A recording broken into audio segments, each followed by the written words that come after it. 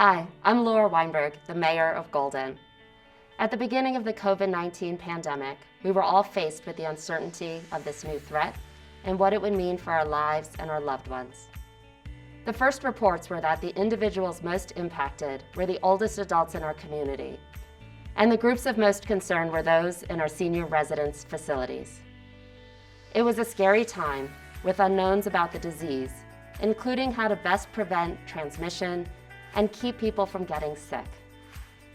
We were advised to stay home and self-isolate. Senior living facilities were closed to outside visitors, including family members, and new protocols were put in place for sanitation. The stress of the unknown and the isolation made for many difficult months. A bright light during this time was the dedication of the employees who showed up every day to take care of the facilities and the people living there. The senior heroes that we want to celebrate are the maintenance, laundry, and housekeeping teams.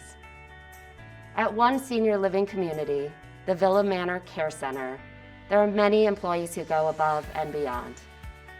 These employees have spent years at Villa Manor, including one housekeeper who has worked there for almost 50 years. These are not just employees of Villa Manor, they are family.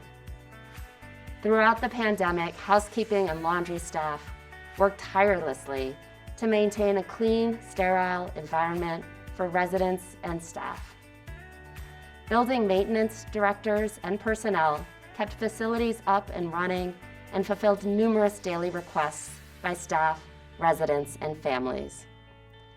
The lives of each and every person in our senior living communities are made better by these heroes. Thank you to all of the housekeeping, laundry, and maintenance staff for taking care of the places and the people every day, and especially during the difficult months of the pandemic.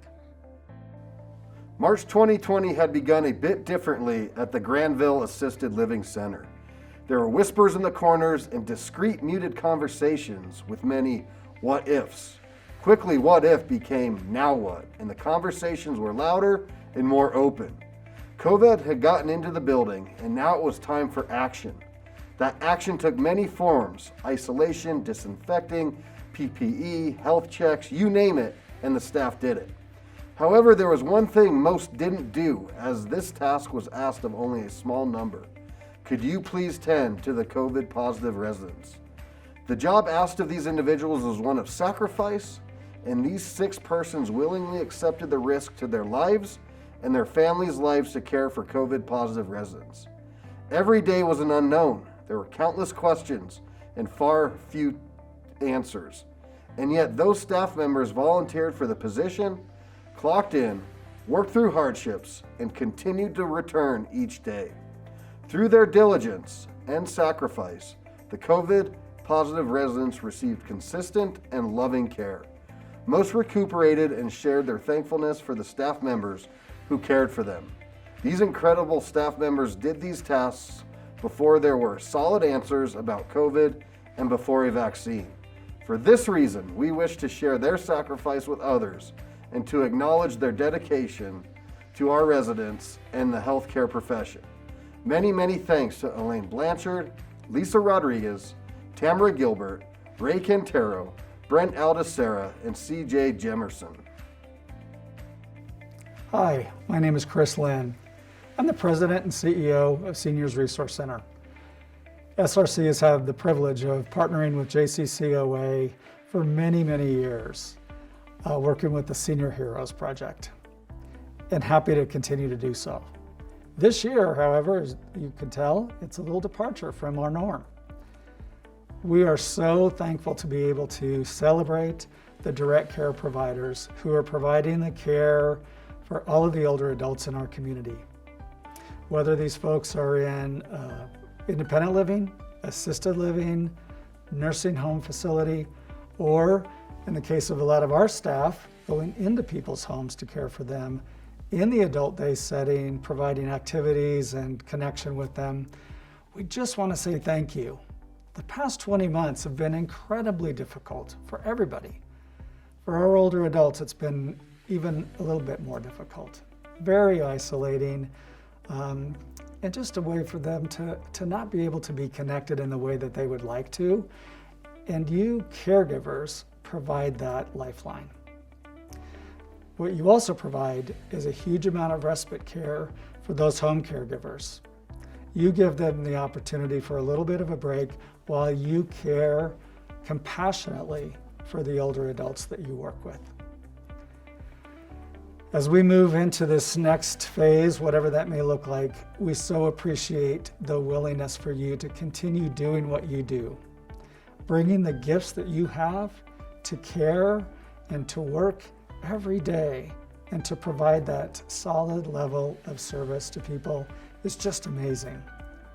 So I want to just sincerely say thank you for who you are and what you do for the older adults in our community. Thank you. Gracias. 2-cent talk. If I knew other ways to say thank you, I'd try to find those and say it as well. This video comes to you from the Jefferson County Council on Aging, a group of people who work in the arena of older adult concerns and have as their promotion the best welfare for older adults in Jefferson County. We want to express to you a heartfelt thanks as first responders for all that you've done in caring for and taking care of older adults during the COVID pandemic. You've put your feet to the fire. You've put your life in harm's way. Your efforts have been consummate. You've worked long hours under tremendous pressure while we're all hoping for a miracle cure. You've saved many, many lives. We also know that you've seen death in spite of valiant efforts. Your family and friends have sacrificed a lot as you've done what you had to do to fight this viral pandemic. Give them a hug for us. Your value is beyond measure. Your work has saved many lives, but you've also held the pandemic in check. Our gratitude is our gift to you. Thank you. Gracias. 2-cent talk. And now here are some others that want to say thanks as well. When Life Care Center of Evergreen had its 2020 COVID-19 outbreak, a facility-wide in-room quarantine requirement took a toll on the hearts of not only their residents, but those caring for their residents, their care partners. Here's just one example of the love and dedication of frontline workers. As each of their beloved residents graduated off the COVID care unit, they celebrated, clapped, gave balloons, and enjoyed favorite snacks. This was a joyous time to witness recovery and find reasons to celebrate. Sadly, those graduates had to return to their rooms and remain in quarantine, which caused the celebrations to be short-lived. Their care partners were not going to let that stop them from celebrating and said, "We need to do something different. They need friends. They need someone." So they began presenting their graduates with a betta fish to keep them company. The fish were a huge hit and embraced by all. One resident said, "I will name him Friend." Another resident would bring her fish Oreo to watch their favorite TV shows together. The community stepped up and donated supplies and helped them grow their family. To this day, they have a fish family that enjoys participating in leisure activities, even walks. Members of their recreation department maintain fish care plans and support their residents in the successful care of their fish. Tiberius is one of the facility fish, and he keeps everyone smiling as he entertains those at the nurses' station. This story highlights the love and dedication of healthcare heroes, the support of our mountain community, and the true joy in life, even during the darkest times. Another example of frontline workers stepping up is the resident service coordinators and property staff at Metro West Housing Solutions. They have demonstrated a great level of attention, responsiveness, and caring to ensure continued services throughout the pandemic. The needs of those in their communities have been challenging with the limitations of the pandemic, but staff remain committed to caring for their beloved community members. Here are a few examples. During the shutdown, coordinators called each resident at senior properties to check in on a regular basis. These connections were invaluable and provided an outlet for seniors during a very isolating time. Many of their residents who owned pets were unable to access care and update vaccinations, causing a lot of stress and concern among pet owners. Staff hosted a pop-up pet clinic so residents could access pet care on site without worrying about transportation, cost, or appointment availability. Upon vaccine approval, staff set out to work with the Colorado Department of Health to host vaccination clinics, including 2 at their senior property, so it was convenient and safe for those residents. We've all had to be creative with various aspects of our life during the pandemic.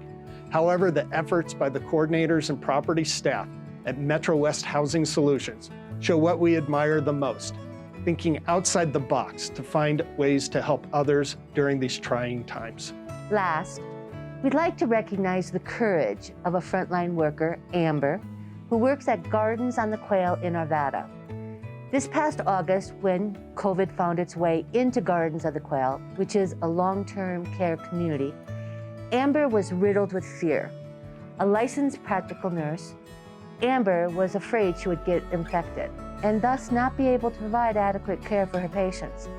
She also worried about spreading the disease to her family and her friends at home. Amber's fears were both valid and expected as someone providing direct care to COVID patients. But for Amber, her fear of becoming infected was magnified due to her struggles with health anxiety. Health anxiety, or HA, is a condition that creates extreme concern for one's health. For Amber, her fears are amplified in high-stress situations where heavy workloads and sudden changes in routine are present.